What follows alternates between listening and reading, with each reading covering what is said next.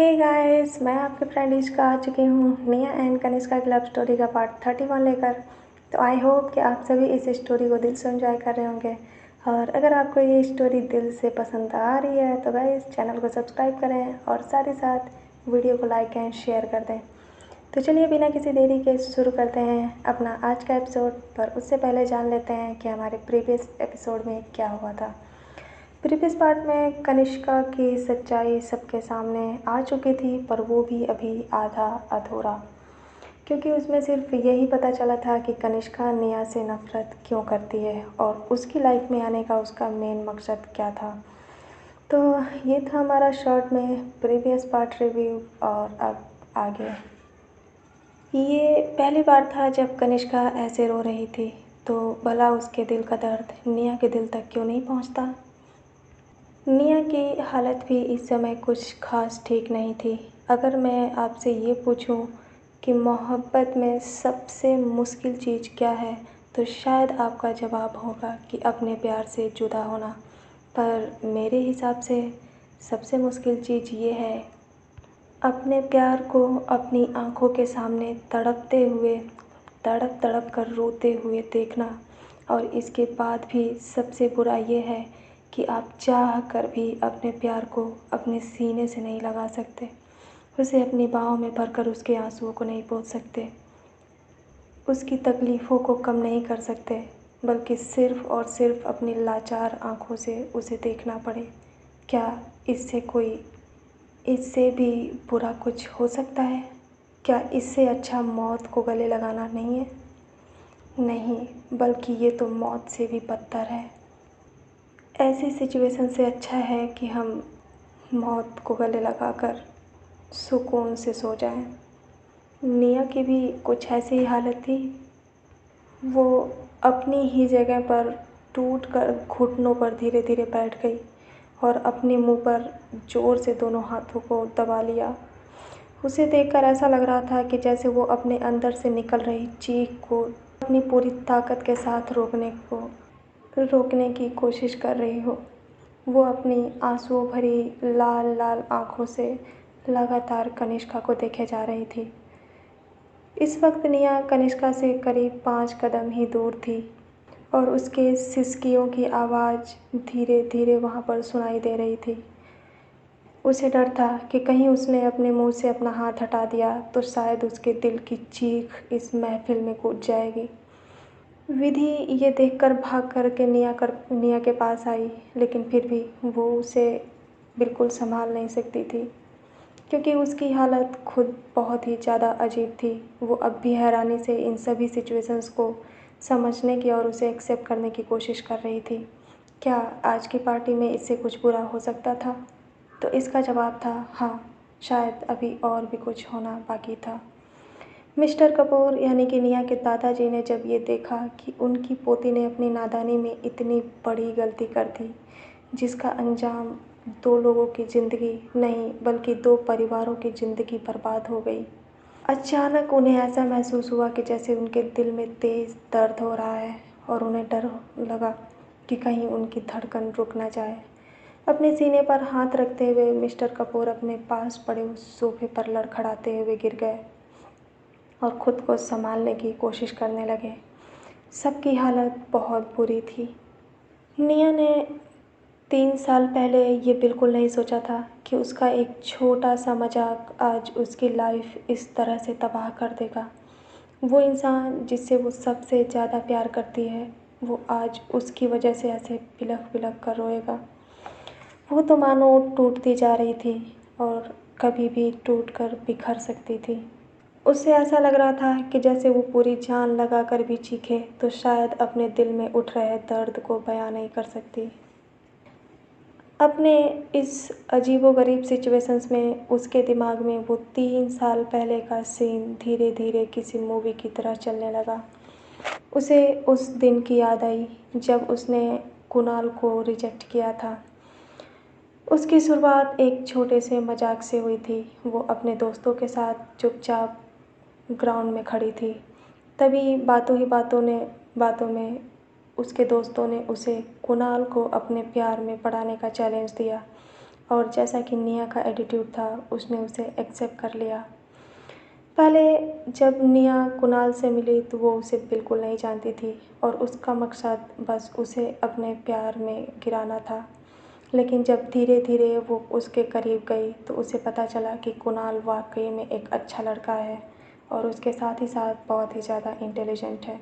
हालांकि वो कुणाल की पर्सनल लाइफ के बारे में कुछ भी नहीं जानती थी, पर इसके बावजूद भी वो उससे काफ़ी इम्प्रेस थी। नेहा के दिल में उसके लिए कोई फीलिंग्स नहीं थी, वो तो बस अपनी शर्त को पूरा करने की कोशिश कर रही थी। निया ने धीरे धीरे वक्त के साथ ये डिसाइड कर लिया कि जिस दिन वो अपनी शर्त जीत जाएगी उसके बाद वो कुणाल को सब कुछ बता देगी और कुणाल से दोस्ती कर लेगी। लेकिन उसे नहीं पता था कि किस्मत ऐसे पलट जाएगी। जब वो दिन आया और उसने कुणाल को रिजेक्ट किया तो कुणाल के चेहरे का दर्द देखकर उसे पता चला कि वो उसे सच में प्यार करता है। जब वहाँ मौजूद सभी लोग चले गए तो निया को बहुत बुरा लग रहा था और वो पागलों की तरह भागते हुए कुणाल को ढूंढने के लिए गई। पर काफ़ी देर तक ढूंढने के बाद भी उसे कुणाल कहीं भी नहीं मिला। निया को उसे ढूंढते ढूंढते आधे घंटे हो गए और फाइनली वो परेशान होकर फिर से एक बार ग्राउंड में आकर खड़ी हो गई। अभी भी उसने हार मानने की नहीं सोची और उसने मन में ठान लिया था कि जब तक वो कुणाल से मिलकर माफ़ी नहीं मांगेगी तब तक वो घर नहीं जाएगी।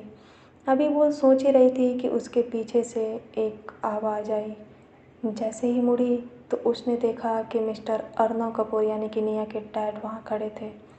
निया ने जैसे ही उन्हें देखा तो उसे याद आया कि आज शाम की फ़्लाइट से उसे अपने डैड के साथ इंडिया जाना था। भला वो ये कैसे भूल गई। अब निया काफ़ी बेचैन हो गई। या तो वो कुणाल से माफ़ी मांगने के लिए उसे ढूंढ सकती थी या तो अपने डैड के साथ वापस जा सकती थी। फाइनली निया ने ये डिसाइड किया कि वो डैड के साथ वापस जाएगी और इंडिया से वापस आने के बाद वो कुणाल से मिल कर के माफ़ी मांगेगी।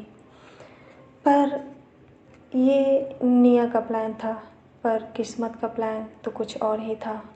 जब 1 महीने की छुट्टी बिताने के बाद निया वापस अपने कॉलेज गई तो उसे पता चला कि कुणाल कॉलेज की बिल्डिंग से गिर कर के अपनी जान गंवा चुका था।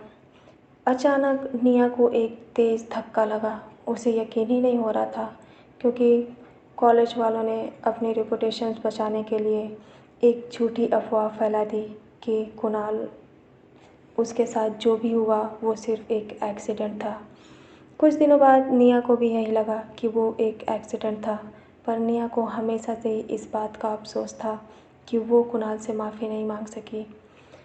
आज जब कनिष्का और उसकी रिकॉर्डिंग उसके सामने आई तो फाइनली उसे एहसास हुआ कि अब निया कपूर असली वजह थी जिसकी वजह से कुणाल इस दुनिया से चला गया।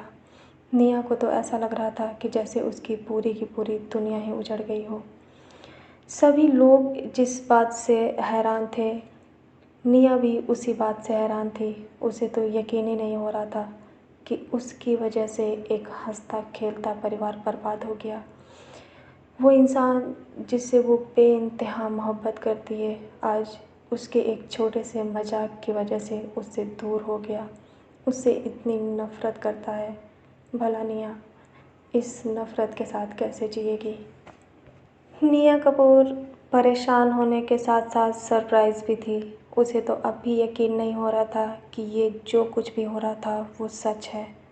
धीरे धीरे पार्टी में मौजूद लोग अजीब नज़रों से निया को देखने लगे और तरह तरह की बातें बनाने लगे।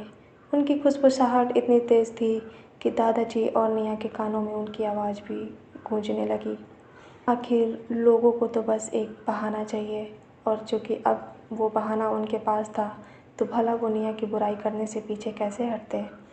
दादाजी को तो इस बात का भी डर सताने लगा कि आज की रात जब बीत जाएगी तो कल की सुबह न जाने कौन सा काला सच लेकर आएगी। उनकी पोती की रिपुटेशन और उनकी फैमिली के साथ साथ सब कुछ ख़त्म हो जाएगा। अब तो उन्हें इस बात का भी डर था कि उनकी पोती के साथ इस अफ़वाह के उड़ने के बाद शादी कौन करेगा। अचानक दादाजी के दिल में एक अजीब सा दर्द होने लगा और अब ऐसा लग रहा था कि जैसे वो ये सब कुछ बर्दाश्त नहीं कर पाएंगे। पर इन सब के बीच मिस्टर अर्नव कपूर के चेहरे पर तो कुछ और ही एक्सप्रेशंस थे। जहाँ एक तरफ दादाजी परेशान और डर से इधर उधर देख रहे थे, वहीं दूसरी तरफ मिस्टर अर्नव कपूर के चेहरे पर हल्की हल्की पसीने की बूंदें थीं और उन्हें देखकर ऐसा लग रहा था कि जैसे वो सबकी नज़रों से बचने की कोशिश कर रहे हों। अपनी हैरानी भरी नज़रों से वो अब भी उस फ़ोन की तरफ देख रहे थे, पर इस अजीब सी सिचुएशंस में किसी भी इंसान ने उनके चेहरे के एक्सप्रेशंस को नोटिस नहीं किया।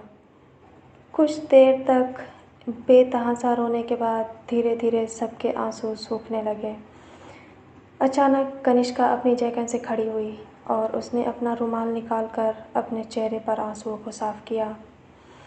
अब धीरे धीरे उसके चेहरे का रंग बदलने लगा और वो अपने पुराने एटीट्यूड में आकर सीधे खड़ी हो गई।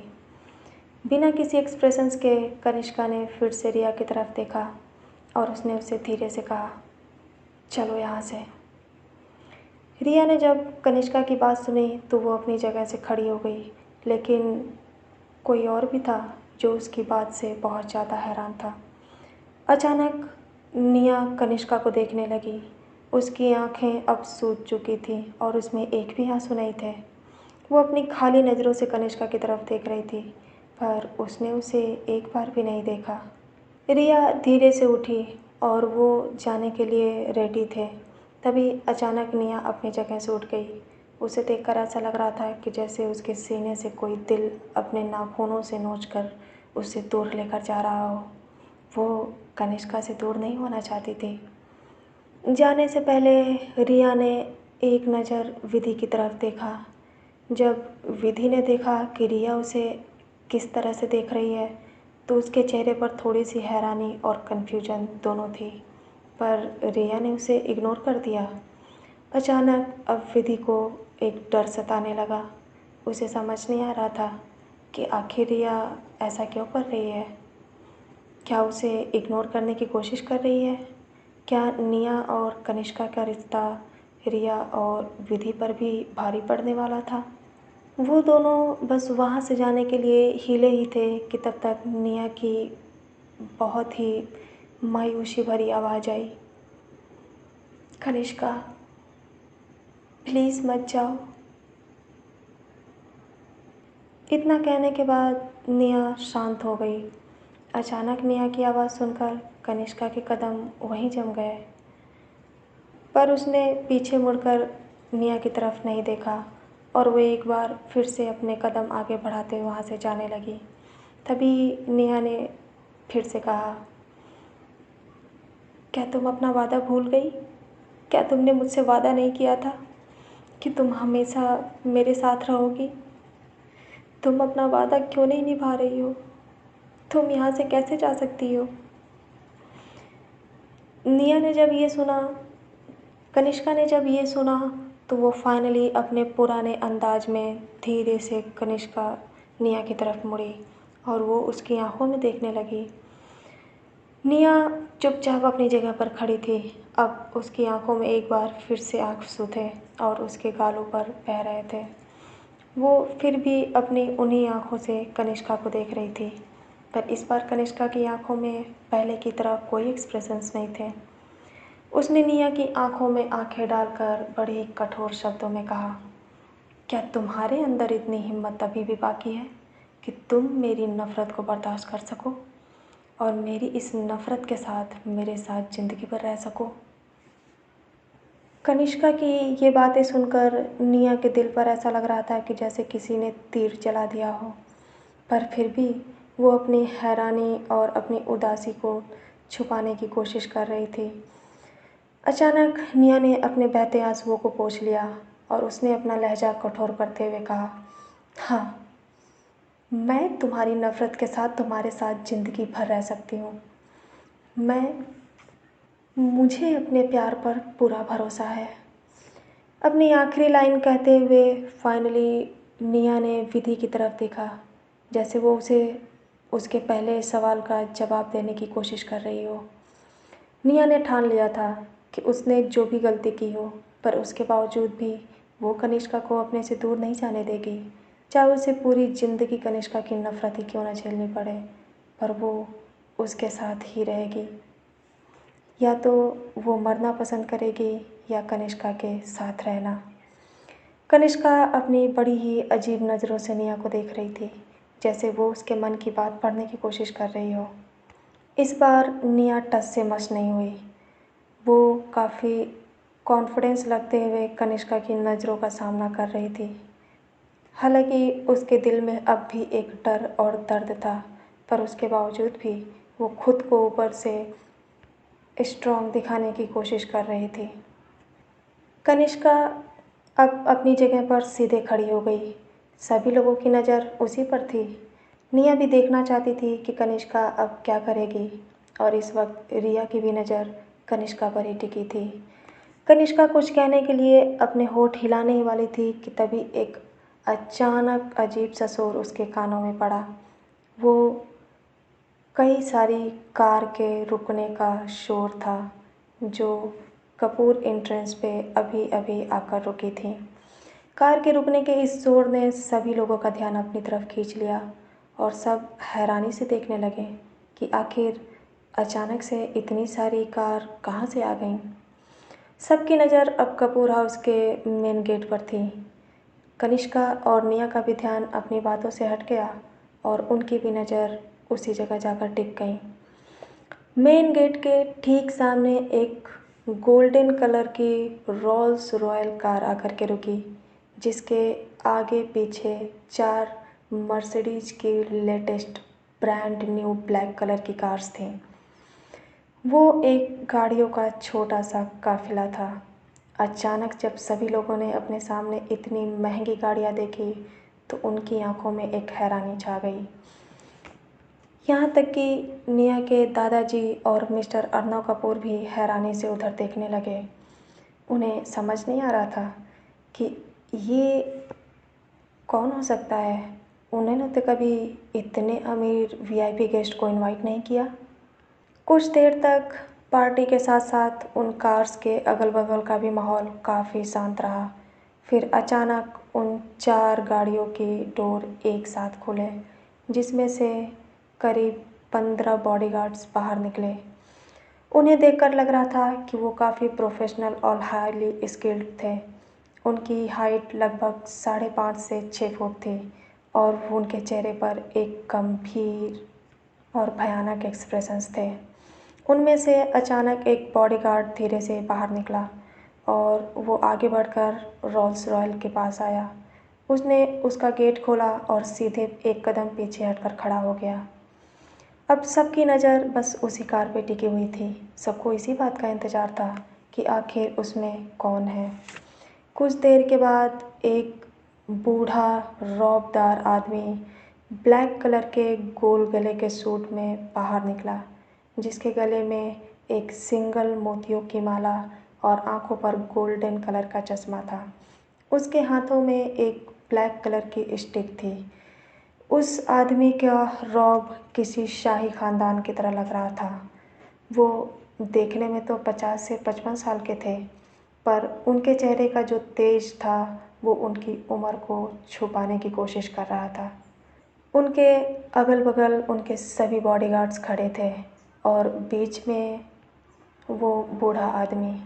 उसने अपनी एक नज़र सामने देखी, और फिर एक रौबदार तरीके से आगे बढ़ने लगे। उन्हें देखकर ऐसा लग रहा था कि जैसे किसी रियासत का राजा धीरे धीरे आगे बढ़ रहा हो। अपने अनोखे अंदाज में वो धीरे धीरे कपूर हाउस की उस पार्टी के बीचों बीच आकर के खड़े हो गए। जब सभी लोगों ने उस आदमी का चेहरा देखा तो काफ़ी कंफ्यूज लगने लगे। उन्हें ये बिल्कुल ध्यान नहीं आ रहा था कि क्या पहले उन्होंने इस चेहरे को देखा है। यहाँ तक कि मिस्टर अर्नव कपूर और उनके डैड भी उस इंसान को पहचानने की कोशिश कर रहे थे। एक अजीब सा सन्नाटा था। तभी भीड़ के बीच से किसी ने हैरान लगते हुए कहा, ओह माय गॉड, अगर मैं गलत नहीं हूँ तो क्या ये मिस्टर राघवेंद्र यदुवंशी नहीं है। उसकी बात सुनकर उसके बगल में खड़े इंसान ने कहा, क्या बकवास कर रहे हो, ये मिस्टर राघवेंद्र यदुवंशी कैसे हो सकते हैं? भला इतनी छोटी सी पार्टी में उनका यहाँ क्या काम? अचानक ये धीरे धीरे बात पूरी पार्टी में फैलने लगी और सभी लोग कन्फ्यूजन भरी नज़रों से उस इंसान को देख रहे थे। शायद वो लोग उन्हें समझने की कोशिश कर रहे थे। उन्हें यकीन नहीं हो रहा था कि मुंबई ही नहीं बल्कि पूरी इंडिया पे राज करने वाले मुंबई के जाने माने रईस मिस्टर राघवेंद्र यदुवंशी यहाँ पे आएंगे। वो भी कहाँ गलत थे? भला इतनी बड़ी हैसियत इतनी सी छोटी सी पार्टी में क्यों आएगा? सभी लोग हैरानी से एक दूसरे की तरफ देख रहे थे। तभी किसी ने ऑनलाइन इस बात की पुष्टि करते हुए कहा, अरे हाँ हाँ, देखो मैं सही कह रहा था, ये मिस्टर राघवेंद्र ही हैं। जैसे ही उस आदमी ने अपनी बात पूरी की, सभी लोग हैरानी से उसके फ़ोन की तरफ देखने लगे। ये तो सच था। उनके सामने जो शख्सियत थी वो मुंबई के सबसे बड़े और रईस businessman SK group of company के चेयरमैन मिस्टर राघवेंद्र यदुवंशी थे। आखिर इंडिया में यदुवंशी फैमिली को कौन नहीं जानता था? सभी लोग हैरानी से एक दूसरे का मुंह देखने लगे और उन्हें इस बात का यकीन नहीं हो रहा था कि कपूर फैमिली का रिश्ता इतने बड़े ख़ानदान के साथ है। अचानक वहाँ का माहौल पूरी तरह बदल गया और सभी के बीच खलबली मच गई। आखिर उन्हें अपनी नज़रों पे यकीन नहीं हो रहा था। जो शख्सियत उनके सामने थी वो कोई छोटी मोटी नहीं थी। उनका बिजनेस यूरोप तक फेमस था और सभी को पता था कि शायद ही इंडिया में कोई ऐसा ख़ानदान होगा जो इनका मुकाबला कर सके। फिर इतनी बड़ी शख्सियत को देखकर कौन इंसान हैरान नहीं होता? अपनी हैरानी के साथ मिस्टर कपूर धीरे धीरे बीच में आए और वो भी उनसे बात करने की हिम्मत नहीं कर पा रहे थे, तो वो चुपचाप उनके सामने खड़े रहे। मिस्टर यदुवंशी ने एक लंबी सांस ली और अपनी छोटी छोटी नज़रें घुमा करके उस पार्टी हॉल को देखा। उन्हें पता चल गया कि उनके आने से इस पार्टी का माहौल शायद कुछ अजीब हो गया है। तो उन्होंने मिस्टर कपूर की तरफ देखते हुए कहा, आप सभी को देखकर ऐसा लग रहा है जैसे मेरा आना यहाँ किसी को पसंद नहीं आया। अपनी कड़क और रौबदार आवाज़ में मिस्टर राघवेंद्र यदुवंशी ने अर्नव कपूर को देखकर कहा, मुझे लगता है कि मैंने इस पार्टी के माहौल को ख़राब कर दिया है, तो इसीलिए सबसे पहले मैं आप सबसे माफ़ी मांगता हूँ। मैं राघवेंद्र यदुवंशी हूँ। शायद मैंने अपनी पहचान बताने में थोड़ी देरी कर दी। मैं एक बार फिर से आप सबसे माफ़ी मांगता हूँ। मिस्टर कपूर ने जब राघवेंद्र यदुवंशी की ये बात सुनी तो फाइनली वो होश में आए, पर फिर भी वो उनसे कुछ कह नहीं पा रहे थे। उन्होंने धीरे से ऑकवर्ड लगते हुए उनसे बैठने के लिए रिक्वेस्ट की। ये देखकर मिस्टर यदुवंशी सोफे पर बैठ गए। उनके अगल बगल और पीछे उनके गार्ड्स किसी आर्मी की तरह खड़े थे, जो इस माहौल को थोड़ा और भी अजीब और ऑकवर्ड बना रहे थे। मिस्टर यदुवंशी ने सोफे पर बैठने के बाद खुद को अच्छे से एडजस्ट करते हुए अर्नव कपूर से कहा, मिस्टर अर्नव कपूर, क्या मैं आपसे कुछ पर्सनल बात कर सकता हूँ? ये सुनकर अचानक मिस्टर कपूर हड़बड़ाने लगे और उन्होंने हकलाते हुए कहा, हाँ हाँ, क्यों नहीं सर, आप मुझसे जो भी चाहे वो बातें कर सकते हैं। बताइए, मैं आपके लिए क्या कर सकता हूँ? मिस्टर कपूर, आपको इतना परेशान होने की ज़रूरत नहीं है। मैं तो आपसे एक कीमती चीज़ लेने आया हूँ। आई होप कि आप मेरी इस रिक्वेस्ट को मना नहीं करेंगे। अर्नव कपूर अब पहले से ज़्यादा कंफ्यूज लगने लगे। वो ये चाहकर भी नहीं समझ पा रहे थे कि आखिर इतनी बड़ी हैसियत मुझसे क्या लेने आई है। भला उनके पास ऐसी कौन सी चीज़ है? उन्होंने अपनी सवालिया नज़रों से अपने सामने बैठे उस शख्सियत को देखा। मिस्टर यदुवंशी समझ गए कि अर्नव कपूर उनसे क्या सुनना चाहते हैं, तो उन्होंने उनकी कन्फ्यूजन को दूर करते हुए कहा, मुझे लगता है कि मेरे आने से यहाँ का काफ़ी माहौल अजीब हो चुका है, इसीलिए मैं अब आपका और वक्त ज़ाया नहीं करूँगा और मैं सीधे मुद्दे की बात करता हूँ। दरअसल बात ये है कि मुझे आपकी बेटी को अपने घर की बहू बनाना है। जैसे ही मिस्टर यदुवंशी ने अपनी बात ख़त्म की, अचानक वहाँ सभी मौजूद लोग एक बार फिर से हैरानी से मिस्टर यदुवंशी की तरफ देखने लगे। उन्हें अपने कानों पर यकीन नहीं हो रहा था। यहाँ तक कि निया खुद जो कुछ देर पहले तक परेशान थी, वो सभी परेशानी भूलकर हैरानी से मिस्टर यदुवंशी को देखने लगी। अर्णव कपूर अपनी जगह पर सीधे खड़े हो गए। उन्हें देखकर ऐसा लग रहा था कि जैसे उन्होंने कोई इम्पॉसिबल सी चीज़ सुन ली हो। क्या? सिर्फ उनका इतना ही रिएक्शन था। मिस्टर यदुवंशी अभी भी अपने चमकदार चेहरे से कॉन्फिडेंस के साथ अर्णव कपूर को देख रहे थे। उन्हें इस बात का पूरा यकीन था, भला उनका ये ऑफ़र कौन ठुकरा सकता है। कौन सा ऐसा बेवकूफ़ इंसान होगा जिसे अपने अच्छे बुरे की समझ नहीं होगी। इतना अच्छा रिश्ता कौन छोड़ना चाहेगा। हाँ, मैं आपकी बेटी को अपने घर की बहू बनाना चाहता हूँ, क्योंकि मेरे ख़ानदान में कोई ऐसा है जिसका दिल आपकी बेटी पर आ गया है और मैं अपनी परिवार की खुशी के लिए कुछ भी कर सकता हूँ, फिर चाहे मुझे अपनी हैसियत को ही क्यों न भूलना पड़े। मिस्टर यदुवंशी की बातें कड़क और साफ थीं। मिस्टर कपूर उनका मतलब बहुत ही आसानी से समझ रहे थे। निया के दादाजी जो कुछ देर पहले अपनी बेटी की इज्जत और उसकी शादी को लेकर के परेशान थे, उनके लिए तो ये ऑफ़र मानो एक नई ज़िंदगी देने आया हो और वो अपनी खुली आँखों से मिस्टर यदुवंशी की तरफ देखने लगे। निया के डैड अभी भी हैरानी भरी नज़रों में कहीं खोए हुए लग रहे थे और वो ये भी भूल गए कि उन्हें मिस्टर यदुवंशी को क्या जवाब देना है। उनके दिमाग में कई तरह की बातें चलने लगीं। वो मन ही मन सोचने लगे, मैंने कभी अपनी पूरी लाइफ में भी नहीं सोचा था कि इतने बड़ी शख्सियत को मेरी बेटी पसंद आ जाएगी। अब चूँकि मैं इस समय अपनी कंपनी भी गंवा चुका हूँ और अभी के हालात को देखकर मुझे इस बात का यकीन भी नहीं है कि कोई अच्छा ख़ानदान मेरी बेटी से शादी करेगा, तो भला मैं इतनी बड़ी हैसियत को मना कैसे कर सकता हूँ। इतना सोचने के बाद उन्होंने बड़े ही कॉन्फिडेंस के साथ मिस्टर यदुवंशी से कहा, हाँ हाँ, हमें ये रिश्ता मंजूर है। भला कोई ऐसा कौन सा इंसान होगा जिसे आप जैसा ऊंचे ख़ानदान में अपनी बेटी का रिश्ता करने में कोई भी प्रॉब्लम होगी।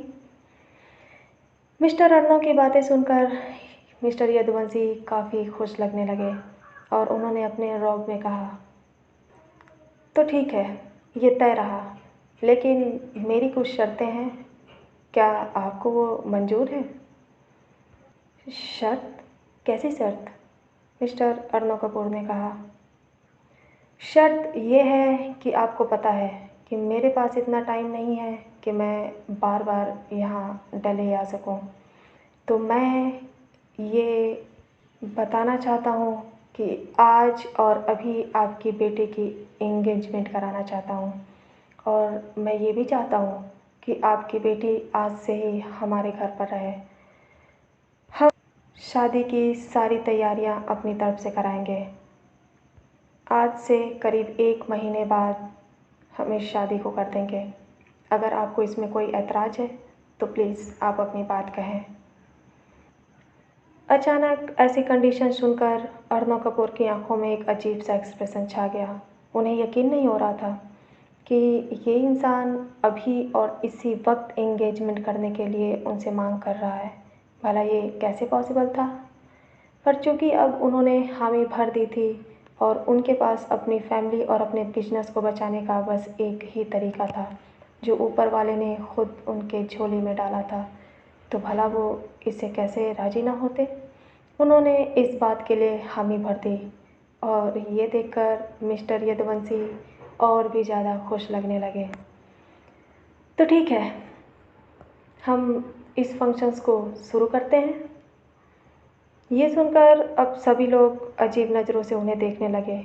उन्होंने अपनी नज़रें आसपास घुमाई तो उन्हें एहसास हुआ कि उनके साथ तो वो लड़का आया ही नहीं है, तो फिर आखिर ये सगाई किसके साथ होगी। पर फिर शायद ये सोचकर कि लड़का गाड़ी में होगा, सभी ने अपनी नज़रें फिर से मिस्टर यदुवंशी की तरफ कर ली। कुछ लोगों को तो इस बात से काफ़ी जलन हो रही थी कि आखिर किसी की किस्मत इतनी अच्छी कैसे हो सकती है। भला इतना बड़ा और ऊंचा रिश्ता निया कपूर के लिए कैसे आ सकता है। यहाँ तक कि कनिष्का भी हैरानी से अपनी नज़रें गड़ाए अपने सामने सोफे पर बैठे उस इंसान को देख रही थी। निया के भी चेहरे की रंगत उड़ चुकी थी। चाहे मिस्टर यदुवंशी कितने भी ज़्यादा क्यों ना अमीर हों, पर उसे ये रिश्ता बिल्कुल मंजूर नहीं था। पर उसके डैड ने उससे एक बार भी नहीं पूछा, भला वो उसकी लाइफ का फ़ैसला अकेले कैसे ले सकते थे। कनिष्का की आंखें अब धीरे धीरे छोटी हो गईं और जब रिया ने उसके चेहरे का एक्सप्रेशंस देखा तो वो थोड़ा सा हैरान लगने लगी। भला इस बात से कनिष्का को क्यों फ़र्क पड़ने वाला था। अब निया कपूर की शादी किसी के भी साथ हो, वो आज या अभी जाए, इसका कोई मतलब नहीं था। पर रिया कुछ भी समझ नहीं पा रही थी और वो चुपचाप अपने सामने हो रहे इस तमाशे को देख रही थी। आज की रात बहुत कुछ अजीब हो चुका था। शायद इससे ज़्यादा अजीब और कुछ नहीं हो सकता था। अचानक किसी ने सोचा भी नहीं था कि ऐसे निया कपूर के लिए रिश्ता आएगा और आज ही उसकी सगाई भी फिक्स हो जाएगी। क्या इससे भी अजीब कुछ और हो सकता था? नहीं। निया कुछ कहना चाहती थी और उसने अपनी अजीबोगरीब एक्सप्रेशंस के साथ मिस्टर अर्नव कपूर की आंखों में देखा। जब उन्होंने नोटिस किया कि निया के दिल में क्या चल रहा था तो वो काफ़ी गुस्सा लगने लगे और उन्होंने अपनी आंखों से ही जैसे इशारा करके उसे चेतावनी दी कि खबरदार, जो अब तुमने कोई तमाशा करने की कोशिश की। निया के शब्द उसके गले में ही रुक गए। मिस्टर राघवेंद्र ने अपने असिस्टेंट की तरफ देखा और उसे कुछ इशारा किया। उनके इशारे को पाकर जैसे उसे समझ में आ गया हो कि वो उससे क्या कहने की कोशिश कर रहे थे। वो धीरे से आगे बढ़ा और अपने पास से 2 ब्लैक कलर के बॉक्स मिस्टर राघवेंद्र के सामने रख दिए। अब टेबल के सामने रखे उन 2 बॉक्स पे सबकी नज़र थी। वो बॉक्स काफ़ी खूबसूरती के साथ पैक्ड थे। उसे देखकर ये अंदाज़ा लगाना मुश्किल नहीं था कि उसमें सगाई की 2 रिंग्स होंगी जो मिस्टर राघवेंद्र यदुवंशी अपने साथ लेकर आए थे। ऐसा लग रहा था कि जैसे वो सब कुछ प्लान करके आए हों और उनके पास अब इस बात को और ज़्यादा खींचने का टाइम नहीं था। वो काफ़ी जल्दबाजी में लग रहे थे और उन्होंने एक बॉक्स मिस्टर अर्नव कपूर की तरफ बढ़ा दिया। वो समझ गए कि अब आगे क्या करना है। वो धीरे से आगे बढ़े और उन्होंने उस बॉक्स को उठाया और निया के पास चले गए और उसे लेकर के आगे बढ़ गए। अब सब लोग हैरानी से इस तमाशे को आगे बढ़ने का इंतज़ार कर रहे थे। सबको लड़के का इंतज़ार था। तभी मिस्टर राघवेंद्र ने सामने कहीं दूर देखते हुए कहा, क्या तुम्हें ये नहीं पता कि अपने से बड़ों को कैसे ग्रीट करते हैं। उनकी ये बातें सुनकर निया काफ़ी हैरान लगने लगी और उसे जैसे महसूस हुआ कि ये आदमी उससे ज़बरदस्ती रिस्पेक्ट पाने की कोशिश कर रहा हो। उसके मन में उस इंसान के लिए गुस्सा पनपने लगा और वो यहाँ से भाग जाना चाहती थी या फिर उस इंसान की जान लेना चाहती थी। पहले तो वो अचानक यहाँ पे आए और उन्होंने उसकी सगाई भी फिक्स कर दी और अब वो चाहते हैं कि निया उनको ग्रीट करे। पर निया इस समय कुछ नहीं कर सकती थी और वो अपनी खाली नज़रों से अपने डैड की तरफ देखने लगी। उसके डैड ने अपनी आँखों में कठोर एक्सप्रेशंस दिखाते हुए उसे इशारा किया कि वो आगे बढ़े और मिस्टर यदुवंशी के पैर छुए। निया अपने मन को कठोर करके गुस्से के साथ धीरे धीरे आगे बढ़ी और वो उनके लेफ़्ट साइड से होते हुए धीरे से उनके पैरों में झुकी। पर जैसे ही झुकी उसे एहसास हुआ कि कोई और भी उसके साथ झुका है। निया ने हैरानी से अपनी नज़रें घुमाई और अचानक उस शख्स को देख कर के हैरान रह गई। कनिष्का ने अपने शांत और बहुत ही नरम अंदाज में कहा, प्रणाम दादाजी। दादाजी, ये शब्द सुनकर वहाँ मौजूद सभी लोगों की आंखें फटी की फटी रह गईं। क्या? दादाजी? मिस्टर यदुवंशी ने बड़े ही प्यार से उन दोनों लोगों के सर पे हाथ रखा। वो इस बात से काफ़ी इम्प्रेस्ड लग रहे थे कि उनकी होने वाली बहू बहुत ही ज़्यादा समझदार और संस्कारी है। उसके चेहरे की मासूमियत इस समय उन्हें काफ़ी भा रही थी और उन्हें अपनी बहू हर तरह से ठीक लगी। पर निया का ध्यान इस समय उन पर नहीं था। वो तो हैरानी से अपने सामने बैठी कनिष्का की तरफ देख रही थी। कनिष्का ने एक बार भी निया की तरफ नहीं देखा और वो अपनी जगह पर सीधी खड़ी हो गई।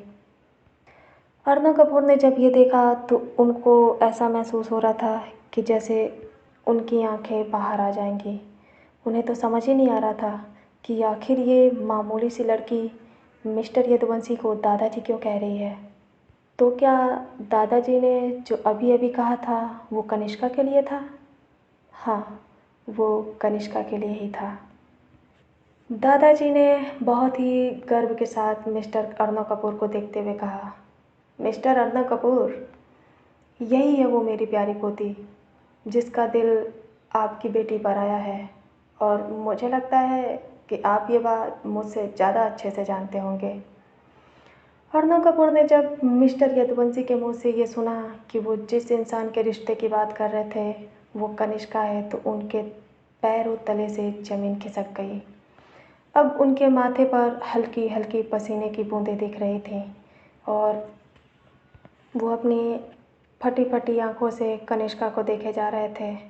सिर्फ वही नहीं बल्कि रिया, विधि और निया के दादाजी के साथ साथ वहाँ मौजूद सभी लोग सेम एक्सप्रेशंस के साथ कनिष्का को देखे जा रहे थे। ऐसा लग रहा था कि आज की रात इससे अजीब तो और नहीं हो सकती या फिर हो भी सकती है। एक के बाद एक इम्पॉसिबल सी घटनाएं होती जा रही थीं और अब सबकी बर्दाश्त से बाहर था। क्या कनिष्का सच में मिस्टर यदुवंशी की पोती है? कुछ देर पहले जो मिस्टर राजवीर कपूर हैरान थे और साथ ही साथ खुश भी थे कि वो अपनी पोती की शादी एक अच्छे परिवार में कर रहे थे, पर जैसे उन्हें पता चला कि ये रिश्ता कनिष्का का है तो उनके चेहरे पर एक अजीबोगरीब परेशानी छा गई। उन्होंने कनिष्का की नफ़रत को देखा था और उन्हें इस बात का पूरा यकीन था कि उन्हें एक अच्छा परिवार भले ही मिल जाए पर शायद ये उनकी पोती की खुशियों के लिए ठीक नहीं था। अब वो इस रिश्ते को ख़त्म करना चाहते थे पर उन्हें समझ नहीं आ रहा था कि आखिर वो क्या बहाना दें।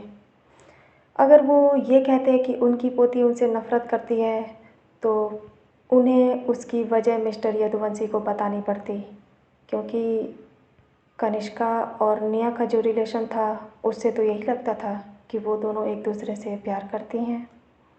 ये काफ़ी अजीबोगरीब सिचुएशंस थी जिसमें ना वो आगे बढ़ सकते थे और ना ही पीछे हट सकते थे। दोनों तरफ से उनका लॉस ही लॉस था। तभी मिस्टर यदुवंशी ने कनिष्का की तरफ देखते हुए खड़े होकर के कहा, कनिष्का बेटा, क्या तुम्हें अपने दादाजी पर बिल्कुल भरोसा नहीं था? क्या तुम्हें हमारी याद नहीं आती? तुम इस लड़की के लिए इतने सालों से हमसे दूर कैसे रह सकती हो? मुझे इस बात का बहुत ज़्यादा दुख है कि तुम्हें अपने दादाजी पर भरोसा नहीं कि मैं तुम्हारी खुशियों के लिए कुछ भी कर सकता हूँ। मुझे इस बात की सबसे ज़्यादा खुशी होती अगर तुम खुद मेरे पास आकर इस लड़की के बारे में बताती। अगर आज मुझे पता नहीं चलता कि तुम यहाँ हो तो शायद मैं ज़िंदगी भर अपनी पोती को देखने के लिए तरसता रहता। मिस्टर यदुवंशी थोड़ा सा उदास लग रहे थे और वो उदास लगते हुए कनिष्का से बातें कर रहे थे। कनिष्का अब भी अपनी खाली नज़रों से कहीं दूर देखे जा रही थी। उसे देखकर ऐसा लग रहा था कि जैसे वो कुछ भी नहीं सुन रही हो। उसके दिमाग में बस एक ही सवाल चल रहा था कि आखिर उसके दादाजी अचानक सा आज यहाँ कैसे आ गए। दादाजी अभी भी कनिष्का को ही देख रहे थे। तभी कनिष्का ने थोड़ा सा रिएक्ट किया और वो हल्का सा दादाजी की तरफ मुड़ी। उसने धीरे से कहा, दादाजी आप यहाँ। कनिष्का ने बस इतना ही कहा था कि तभी दादाजी ने उसे बीच में टोकते हुए कहा, हाँ मैं जानता हूँ तुम मुझसे क्या पूछने की कोशिश कर रही हो। तुम यही सोच रही हो ना कि आखिर मैं यहाँ कैसे आ गया। इस पर दादाजी ने अपनी नज़रें घुमाई। उन्होंने शायद आते वक्त ही रिया को नोटिस कर लिया था। दादाजी धीरे से रिया के पास गए। रिया अचानक उन्हें देख करके चौंक गई। उन्हें समझ नहीं आ रहा था कि मिस्टर यदुवंशी उसके पास क्यों आए हैं। जहाँ तक उसे याद था वो कभी भी उनसे नहीं मिली थी और ना ही वो किसी इतने ऊंचे ख़ानदान से थी जिसका यदुवंशी फैमिली से कोई नाता हो। दादाजी सबकी नज़रों को इग्नोर करते हुए सीधा रिया के पास आए और उसके सर पे हाथ फेरते हुए कहा, अगर मैं गलत नहीं हूँ तो तुम रिया हो, है ना। रिया अचानक सा मिस्टर यदुवंशी के मुंह से अपना नाम सुनकर हैरान रह गई। वो अपने सवाल भरी नज़रों से उनकी तरफ देखती रही। मिस्टर यदुवंशी समझ गए कि रिया के मन में क्या चल रहा था, तो धीरे से वो अपने असिस्टेंट की तरफ मुड़े और ये देखकर वो चुपचाप आगे आया। उसने अपना फ़ोन निकाला और एक फ़ोटो दिखाते हुए कहा, बेटा अगर तुमने ये फ़ोटो पोस्ट नहीं की होती तो हमें ये कभी पता नहीं चल पाता कि हमारी पोती यहाँ इस छोटे से कपूर हाउस में है। मैं तुम्हारा दिल से धन्यवाद करता हूँ। दादाजी के हाथों में वो फ़ोन देखकर रिया की आंखें बड़ी हो गईं। उसे तो यकीन ही नहीं हो रहा था कि एक छोटी सी स्टोरी जिसमें कनिष्का, रिया, विधि और निया चारों लोग थीं, उसकी वजह से आज इतनी बड़ी बात हो गई। मिस्टर यदुवंशी सीधा कपूर हाउस पहुंचा है। आखिर ये कैसे हुआ था उसे नहीं पता चला, पर फिर भी जो कुछ भी था वो एक उस पोस्ट की वजह से था। मिस्टर यदुवंशी ने सभी गुत्थी को सुलझाते हुए कहा, दरअसल मैं इस इंस्टा को बिल्कुल नहीं चलाना जानता।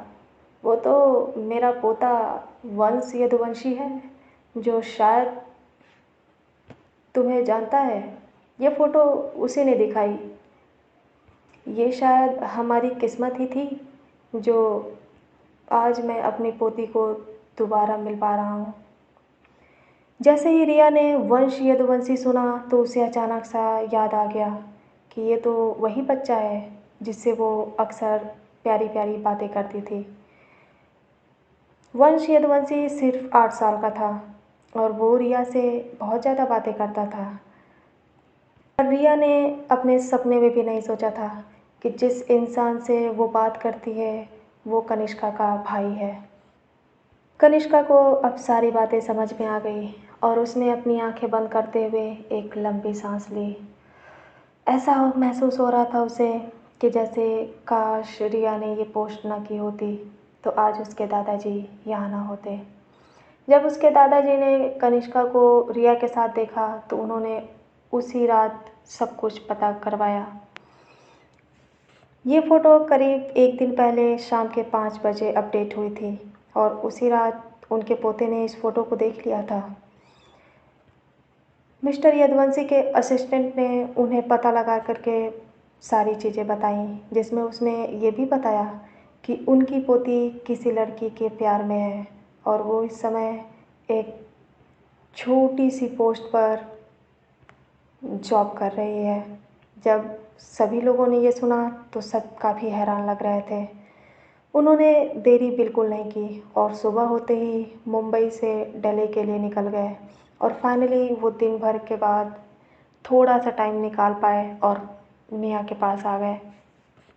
उन्होंने घर से निकलते समय ही ये सोच लिया था कि आज कुछ भी हो जाए वो अपनी पोती को अपने साथ लेकर आएंगे, चाहे उसके लिए उस लड़की को भी क्यों ना लेकर जाना पड़े।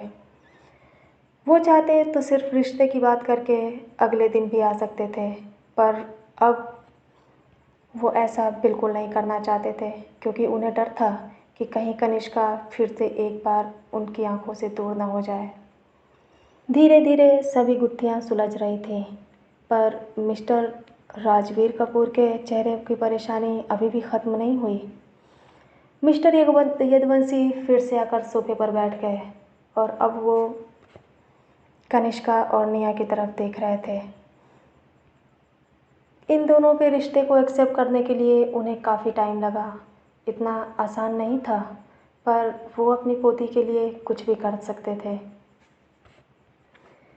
तो जब सारी बातें क्लियर हो गई हैं तो मुझे नहीं लगता कि अब हमें देरी करनी चाहिए। मिस्टर अर्नव कपूर, क्या हम शुरू करें? अर्नव कपूर अचानक होश में आए और अब उनके सामने भी अजीबोगरीब सिचुएशंस थी, पर वो दादाजी से कुछ अलग ही सोच रहे थे। शायद वो इस समय एक बिजनेसमैन की तरह सोच रहे थे।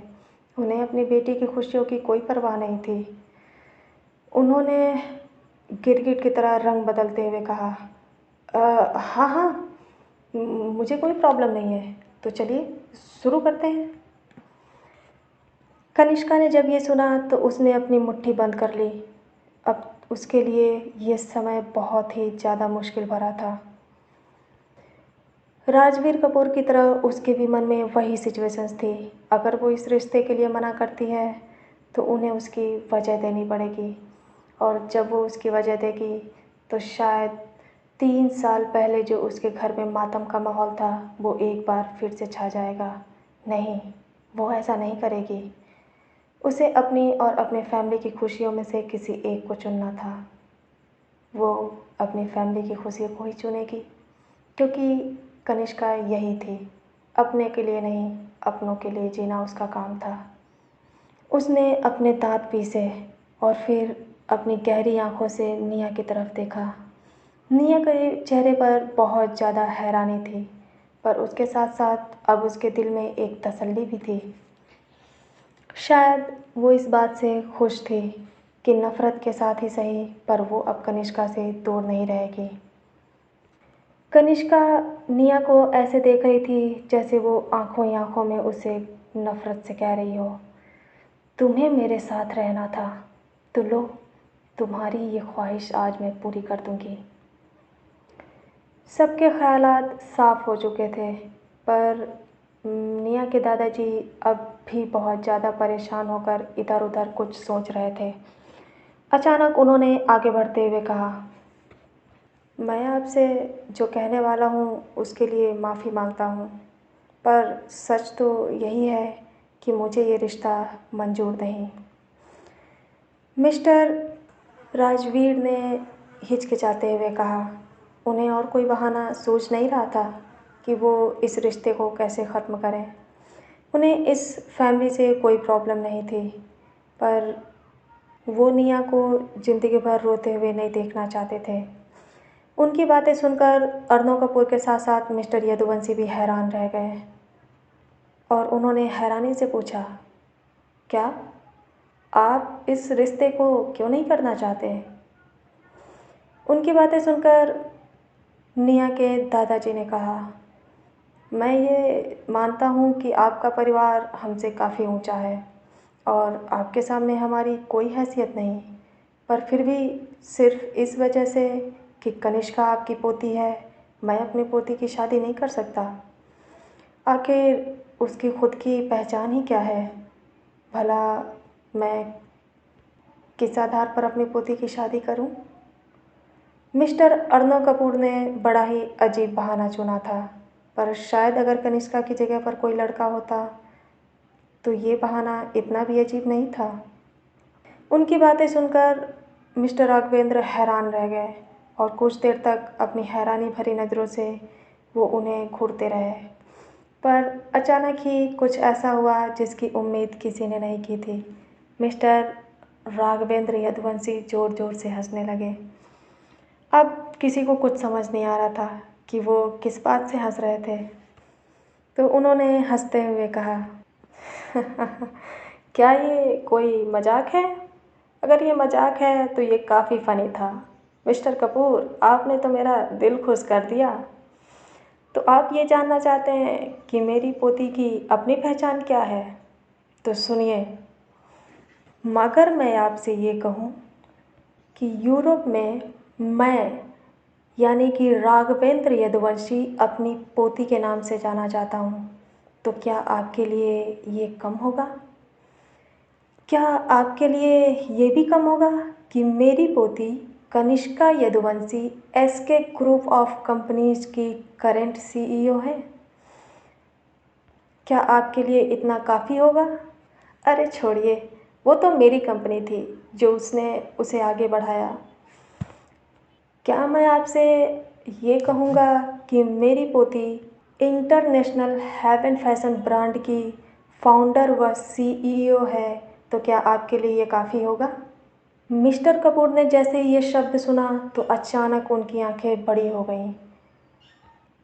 उन्होंने अपनी फटी फटी आंखों से कनिष्का की तरफ देखा और फिर मिस्टर यदुवंशी की तरफ। क्या ऐसा कैसे हो सकता है? वो मन ही मन में सोचने लगे। हेवन फैशन ब्रांड, भला इस ब्रांड को कौन नहीं जानता था।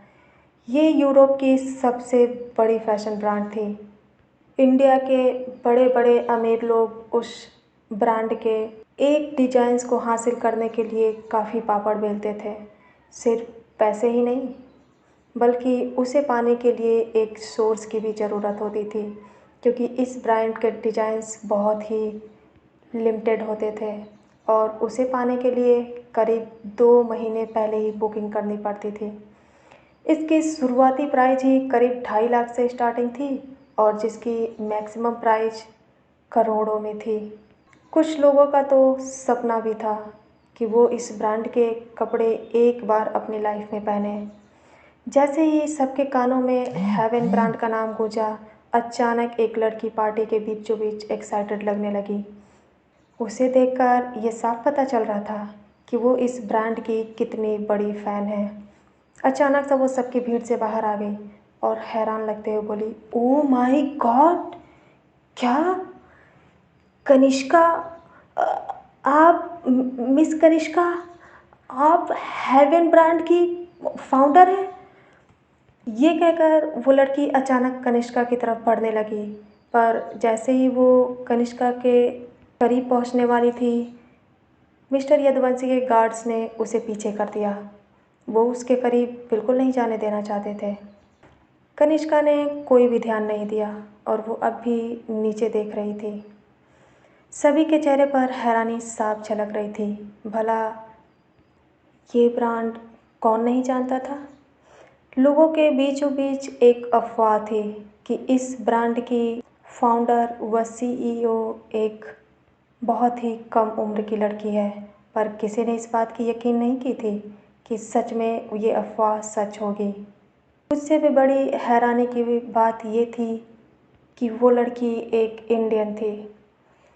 मिस्टर राघवेंद्र यदुवंशी ने आगे बड़े ही गर्व के साथ कहा, इस ब्रांड को मेरी पोती ने 18 साल की उम्र में शुरू किया था और कुछ ही सालों में आज इसकी कामयाबी आसमान छू रही है। तो मिस्टर अर्नव कपूर, आप क्या मुझसे कुछ और कहना चाहेंगे? कनिष्का यदुवंशी, यूरोपियन बिजनेस की क्वीन, भला इस नाम को कौन नहीं जानता था। पर इससे अजीब बात यह थी कि इंडिया में इस नाम के बारे में किसी को कुछ भी नहीं पता था और इसकी वजह ये थी, कनिष्का ने कभी भी खुद को ऊंचा दिखाने की कोशिश नहीं की। उसे ये दिखावे की दुनिया बिल्कुल पसंद नहीं थी और यही वजह थी कि मुंबई में सभी लोग मिस्टर राघवेंद्र यदुवंशी को ही ज़्यादा जानते थे। हालांकि उन्हें पता था कि उनके बिजनेस में जितनी भी तरक्की है उसके पीछे उनकी पोती कहाँ थे, पर वो उसके बारे में ज़्यादा नहीं जानते थे। यहाँ तक कि अगर गूगल पे सर्च किया जाए तो उसका रिजल्ट कुछ ऐसे था: queen of European business, heading 1, heading 2, the winner of 3 business women of the year award, heading 3, current CEO of SK group of companies. ऐसे न जाने और कितनी पहचान और नाम थे जो कनिष्का को बिजनेस वर्ल्ड में मिले थे। इसके अलावा वो बेस्ट शूटर और मार्शल आर्ट चैम्पियन भी थी। मुंबई के साथ साथ पेरिस में भी उसके बहुत बड़े होटल थे। इसका मतलब ये था कि अगर ये कहा जाए कि एशिया के सबसे अमीर लिस्ट में उनकी रेपुटेशंस अच्छी खासी थी, तो शायद ये शब्द भी बहुत कम थे। बिजनेस की दुनिया की इतनी बड़ी हस्ती होने के बावजूद भी कनिष्का अपनी पहचान छुपाने में कामयाब रही, और उसकी वजह ये थी कि नेट पर उसकी एक भी फ़ोटो नहीं थी। शायद इसीलिए ये चेहरा इतना जाना पहचाना नहीं था। उसे सोशल मीडिया पर भी एक्टिव रहना बिल्कुल पसंद नहीं था। वो काफ़ी सिंपल और साधारण थी। इसका मतलब ये था कि कुणाल यदुवंशी भी कोई छोटी मोटी फैमिली से नहीं था। दादाजी बहुत ही गर्व के साथ अपनी पोती की एक एक खूबियों को गिना रहे थे, और जैसे जैसे वो एक एक शब्द कह रहे थे, उनकी आंखों में उनका गर्व साफ साफ झलक रहा था। अगर सिर्फ SK ग्रुप ऑफ कंपनीज की बात की जाए तो वो अकेले 22,000 करोड़ की कंपनी थी। इसका मतलब ये था कि अगर इस पार्टी में मौजूद सभी अमीर जादों की प्रॉपर्टी को मिला दिया जाए तो वो भी इस बड़े अमाउंट के सामने कुछ नहीं थे। तो भला मिस्टर अर्नव कपूर की 250 करोड़ की प्रॉपर्टी के लिए कनिष्का उन्हें धोखा क्यों देगी? अब सबके मन में उसकी इमेज साफ हो चुकी थी।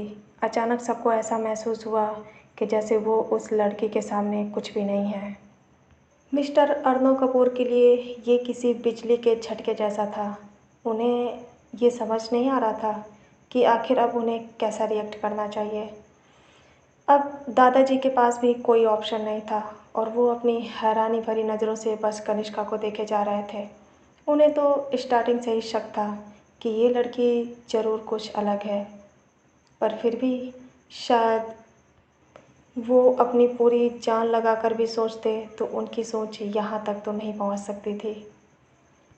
तो क्या होगा इस रिश्ते का रिजल्ट? क्या मिस्टर कपूर एक्सेप्ट कर पाएंगे कनिष्का और नेहा की इस सगाई को? तो क्या रंग लाएगी ये लव वर्सेस हेट की नई दास्तान? क्या जीत जाएगी कनिष्का की नफ़रत या निया की मोहब्बत चढ़ेगी परवान? जानने के लिए देखते रहिए मेरे यानी इश्का के साथ एक कहानी ऐसी भी।